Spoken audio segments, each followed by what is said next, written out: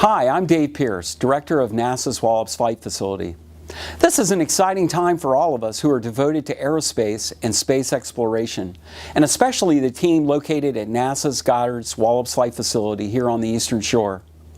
Thank you for joining us today for our live broadcast as we have an exciting mission for the National Reconnaissance Office, launching from the Mid-Atlantic Regional Spaceport.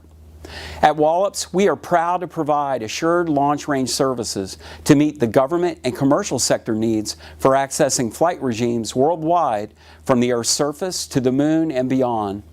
As today's mission shows, Wallops serves as a unique national asset. Our facility is in a geographical location ideal for conducting launch, mission operations in support of NASA science, technology, exploration, as well as support for the Department of Defense operations, while also serving as an economic engine by enabling commercial space in our country. Regardless of where you're tuning in from, we're honored that you're taking time to join us virtually at Wallops as we support this important national security mission. And now, I invite you to sit back and take in the launch experience as we continue the count for today's mission.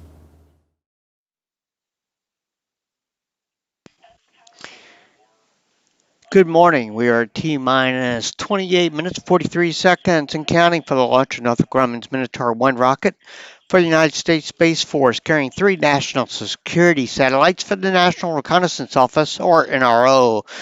Launch today is scheduled for 9:35 a.m. Eastern Time. We've had this morning, and it has been an eventful morning here at Wallops with various storm cells moving through the area, originally targeting 7 a.m. for launch. However, we have had lightning and, again, as I mentioned, storm cells moving through, so that's been an issue with us this morning. And we will continue to monitor that. Right now, we're at 70% go weather-wise for launch with cloud ceilings, as we have another one of the low cloud decks moving through the area right now.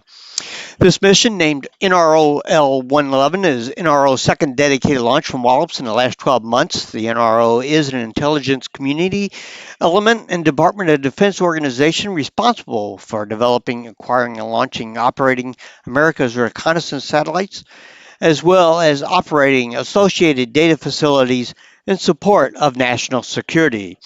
Now let's learn a little more about NRO.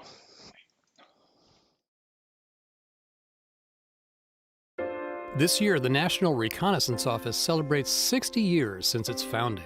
Thanks to our heritage, NRO today has an unrivaled constellation of reconnaissance systems that help protect our nation 24 hours a day, 365 days a year. In celebration of our 60th anniversary, NRO has planned a year-long program throughout 2021 to highlight the key events, people, and innovations that shaped our past, present, and future. Follow us on social media for more 60th anniversary content. When we think about satellites today and near real-time digital data, it's hard to believe the first overhead reconnaissance efforts relied on camera film and balloons. The earliest film return reconnaissance efforts in the mid-1950s involved the U.S. Air Force launching high-altitude balloons over denied areas to take pictures. The Air Force then retrieved the balloons from mid-air. Reconnaissance went a step further once film was ejected from a satellite back to Earth, again requiring elite U.S. Air Force personnel to recover the film capsules. These early film vehicle captures are so important that we've hung examples in the NRO headquarters lobby. Another interesting point about our legacy is that NRO has always been both a member of the IC and the DoD. On September 6th of 1961, CIA and DoD signed an agreement to form the jointly managed National Reconnaissance Office. For 6 decades, we've worked with our DoD and IC partners to deliver critical intelligence to policymakers and warfighters worldwide.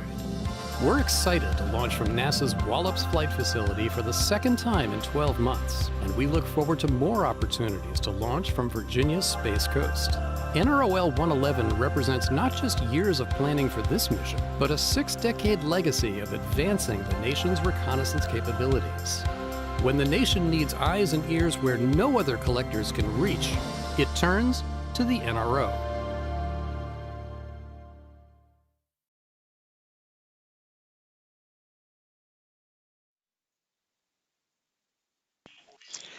As mentioned, this launch is being conducted by the United States Space Force and Space Missile Systems Center's Launch Enterprise. It is the third small Space Force mission from Wallops in the past year. Previous launches were a Minotaur 4 mission in July 2020 and a Sounding Rocket mission earlier this year in March 2021. The Minotaur today will launch from the Virginia Space Mid-Atlantic Regional Spaceport, or MARS, Pad 0B on the south end of Wallops Island. Minotaur rockets have been launching from this pad for 15 years. Good morning, everyone. My name is Dale Nash, and I'm the CEO and Executive Director of Virginia Space. We own and operate the Mid-Atlantic Regional Spaceport called MARS. I'm incredibly excited to welcome you to Mars for the NRO L-111 mission, which will be launching on a Northrop Grumman Minotaur 1 rocket from our Mars Pad 0B. I want to thank Northrop Grumman and Wallops, without whom we would not be able to do this launch. It's a very strong and collaborative public-private partnership that has gone on for several years. It also marks the ever-growing relationship between Virginia Space, the NRO, and the United States Space Force. It's a true privilege that Mars has been selected to contribute to this mission, which has allowed us to play a critical role in strengthening our nation's security and aerospace capabilities. This is our second launch from Pad B for the NRO and Space Force, and we certainly hope to partner with them many times in the future. In fact, the Wallops Aerospace Industry Cluster, consisting of NASA Wallops, Wallops Island tenants, including Virginia Space, and corporate entities such as Northrop Grumman, have had a remarkable economic impact, providing $1.37 billion annually to the local economy and county. All of this makes for a very exciting day for Mars and its partners.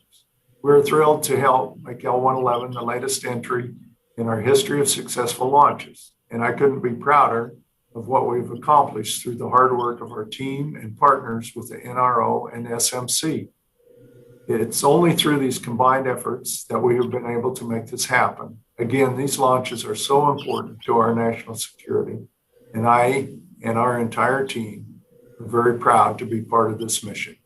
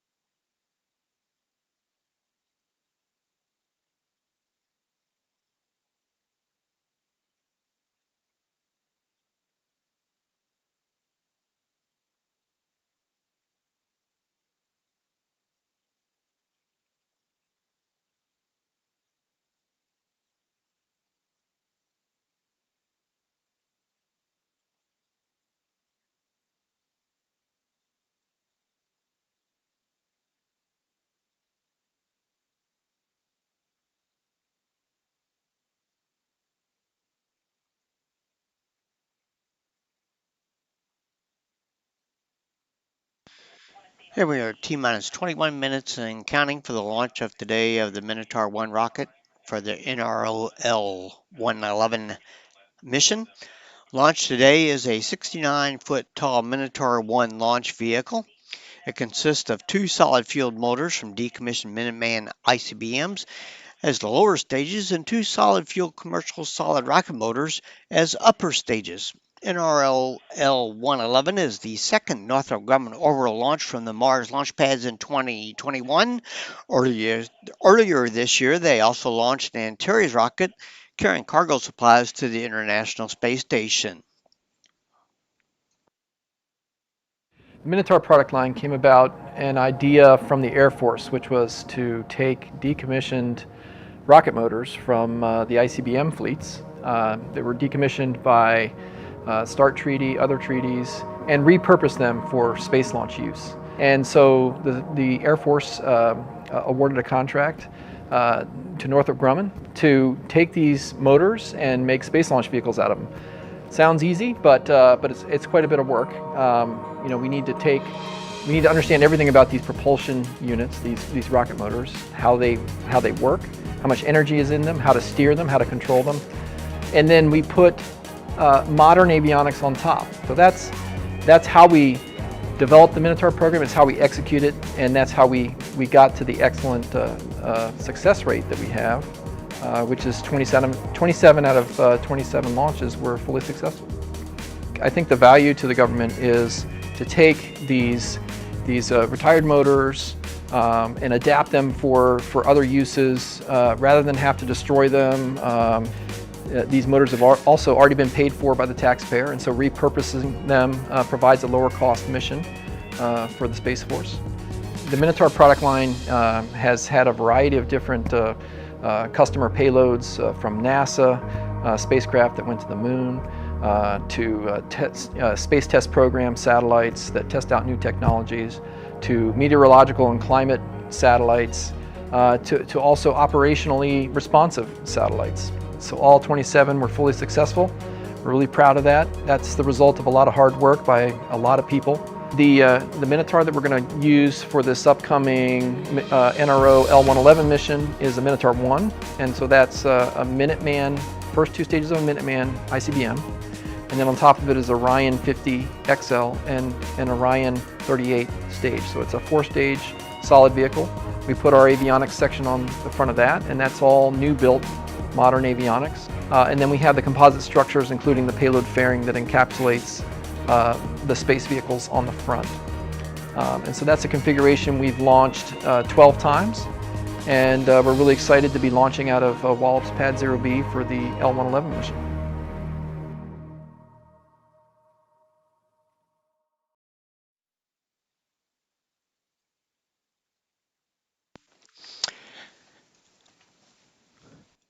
So we're coming up on T-minus 17 minutes and 30 seconds and counting. At T-minus 16 minutes, we have scheduled our launch readiness poll, which is one of the final checks to make sure everybody's ready for launch.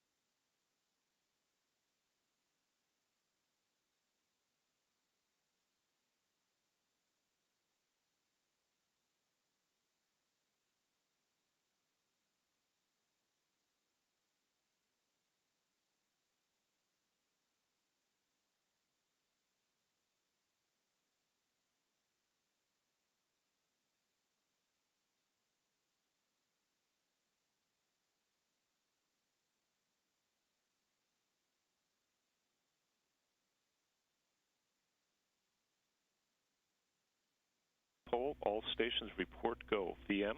VM is go. BLC? BLC is go. PCC? PCC is go. VC? VC is go. FTS? FTS is go. TLM? TLM is go. GNC? GNC is go. ME? ME is go. OPS? Ops is go. CE? CE is go. NGMM? NGMM is go. GSO? GSO go. FSO? FSO go pending data review of the ARM in Coquina. Copy. RSO? RSO go pending the same. NASA PM? NASA go pending safety go. NG? NG is go. MD? MD is go. NASA TD? TD go pending RSO. Copy. Check step 58, go pending, standing by step 14. Today's launch is dedicated to the memory.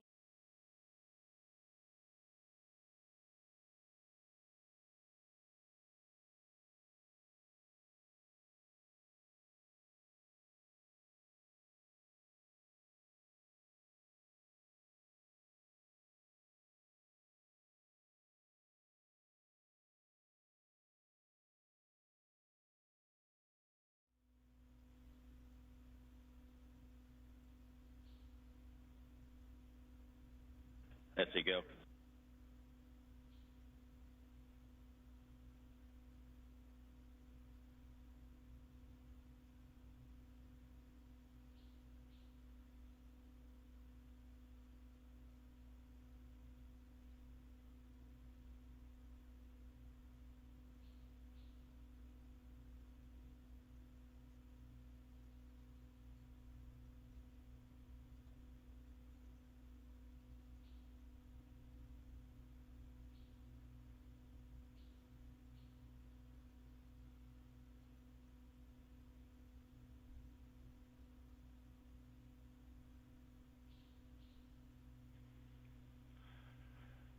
T-minus 14 minutes and counting. RSO, verify hazard area and caution area and impact limit lines are clear for launch.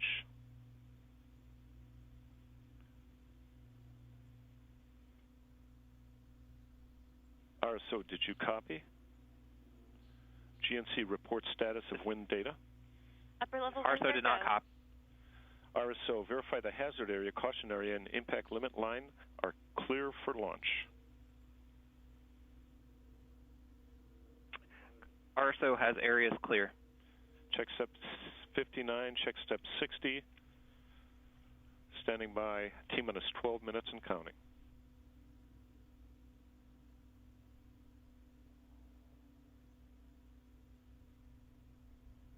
LCTD archives check, signal confirmed at 131201. TD is go. Copy that, sir. Complete step 16, standing by step 61 in 30 seconds.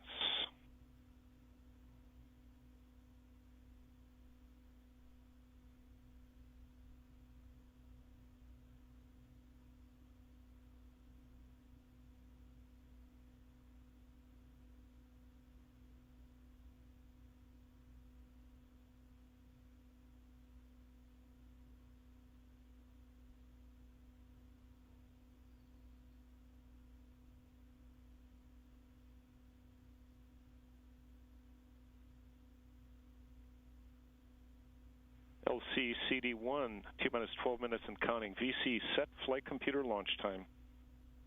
Flight computer launch time set to year 2021, day 166, hour 13, minute 35, seconds 00 UTC. Check step 12 VM, confirm flight computer launch time. Flight computer launch time confirmed. Check step 62, standing by T-minus 10-minute limit checks.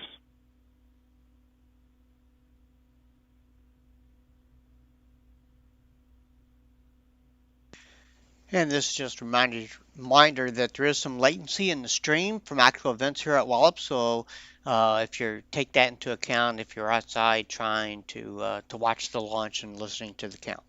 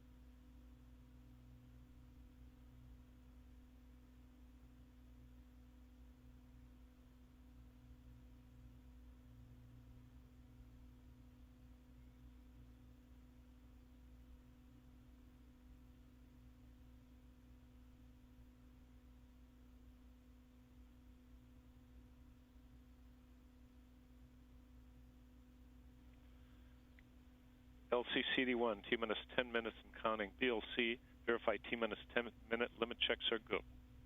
Limit checks are go. Check step 63.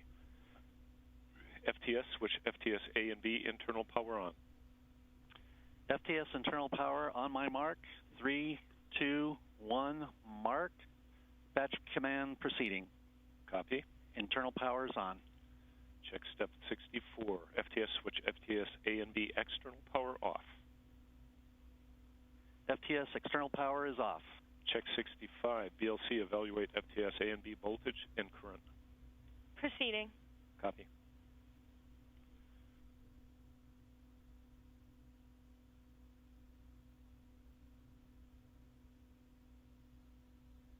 FTS internal power nominal.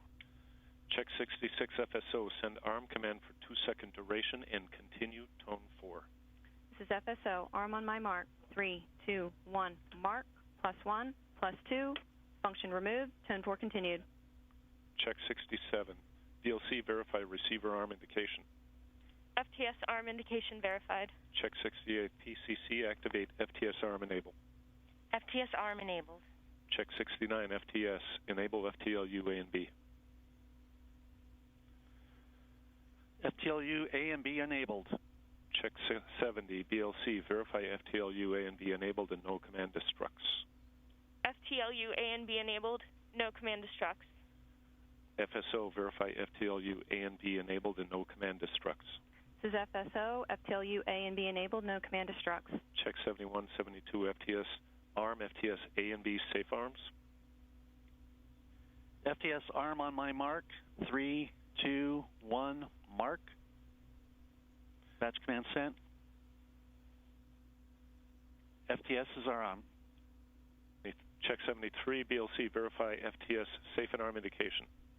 FTS safe and arm switch is armed. FSO, verify FTS safe and arm indication. FTS armed. FSO, verify FTS is go.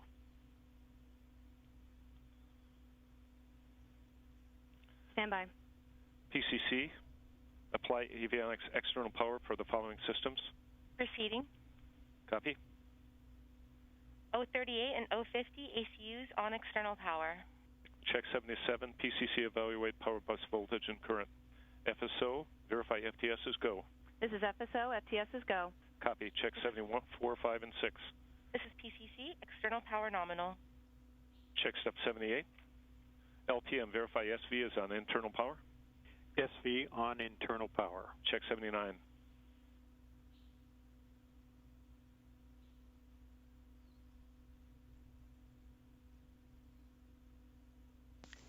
T-minus 7 minutes, counting.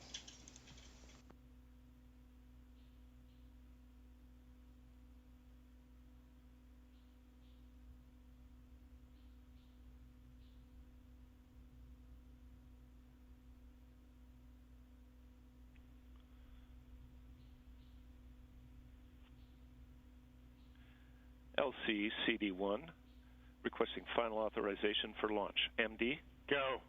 And NASA TD? TD's go. Check 80. FTS, start LAV DUI. PCC, started. enable ground ordnance. Check 81. Ground ordnance enabled. Check 82.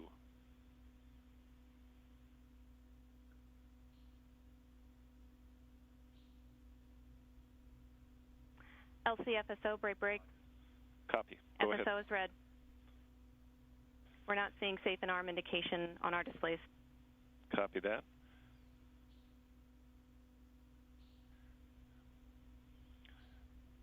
Are you seeing it on your display, VM?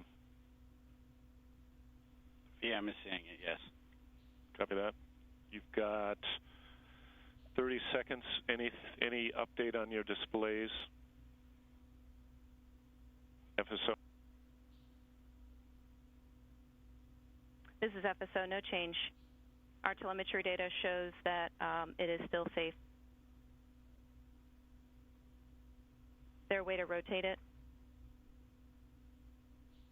FSO, which IDA, do you have any idea which IDA you're looking at? Standby 1. PCC, switch avionics internal power on. Avionics internal power on my mark in 3, 2, 1, mark. Internal power on. Check 83, PCC, switch avionics external power off. External power off. Check 84, and we're acknowledging FSO is still red. PCC, power on VDM. Proceeding. VDM power on. Check 85, PCC, enable ordnance PTMs. Ordnance PTM power on. Check 86, VC, enable flight computer auto sequencer, start. Auto sequencer enabled. Check 87.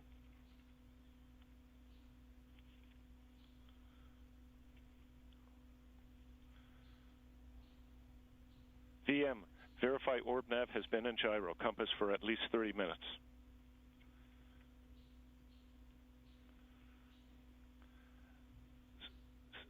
T-minus 4, BLC, verify T-minus 4-minute limit checks are go. Checks 88. Limit checks are go. Check 89. VC, command orb nav to navigate mode. Orb nav commanded to navigate. Check 890. VM, verify orb nav and nav mode. Orb nav in nav mode. Check 91. FTS, power on NCU cart. NCU electronic power on. Check step 92. NASA TD, report range green. FSO, repeat, report range green. Range is green. Copy that. Check step 93. Standing by T-minus 2-minute limit checks.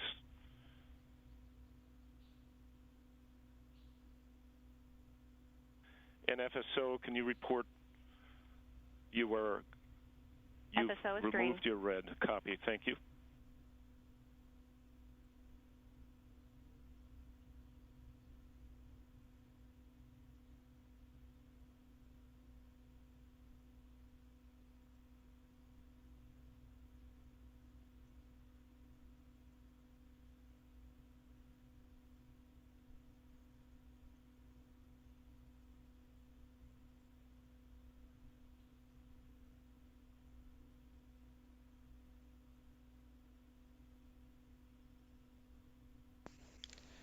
T-minus 2 minutes and 30 seconds counting.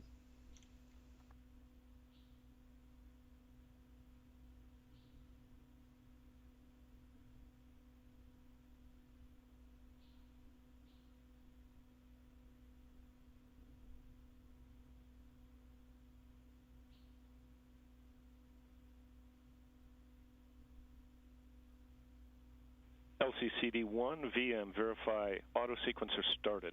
Auto sequencer started. BLC, verify T-minus 2-minute limit checks are go. Limit checks are go. PCC, activate ARM enable. ARM enabled. PCC, ARM ODMs. ODMs armed. PCC, ARM Orions. Orion's armed. PCC, ARM boosters. Boosters armed. Copy that. Standing by step 100 at T-minus 50 seconds.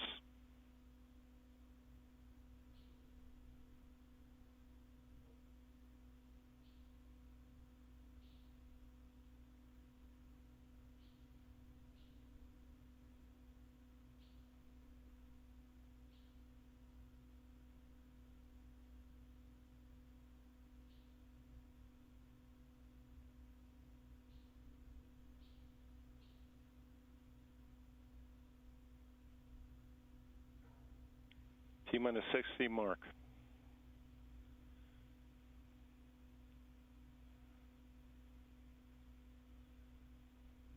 FTS, hydraulic on. Hydraulic on. NCU go. Copy. PCC, activate NCU batteries.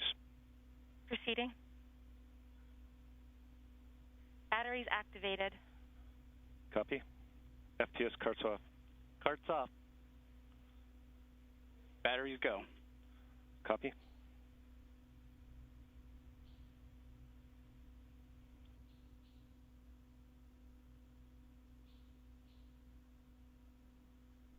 VMs go for launch. Copy. Checks. T-minus 10. 5, mark. 4, 3, 2, 1.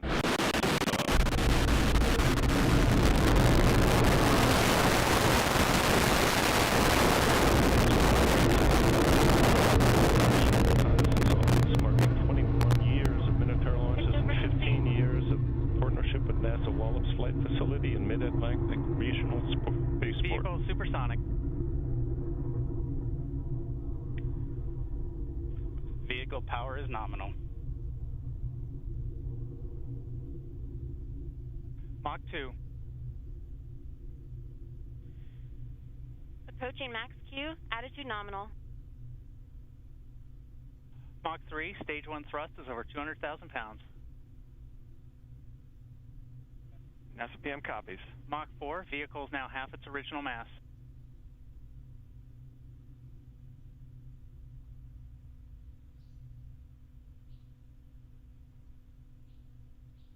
Stage 1 set, stage 2 ignition confirmed. Motor nominal.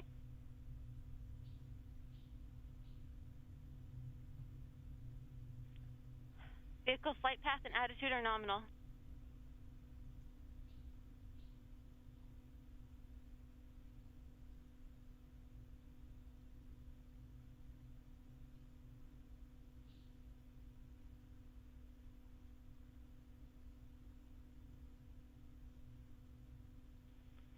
Vehicle avionics and power system are performing as expected.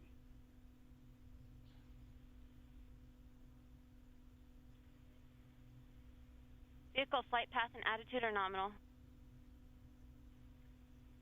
Approaching stage 2 burnout, vehicle is now 1/4 its original mass.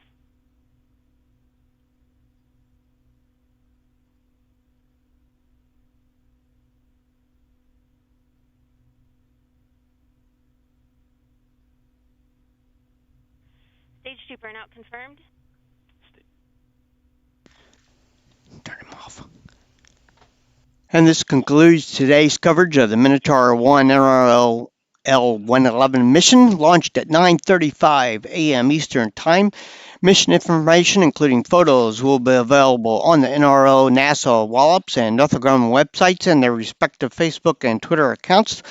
The next launch from Wallops is a NASA Terrier-improved Orion suborbital sounding rocket carrying the Rock-On educational payload. Launch is scheduled for 8 a.m. Thursday, June 24th. Thanks for joining us today.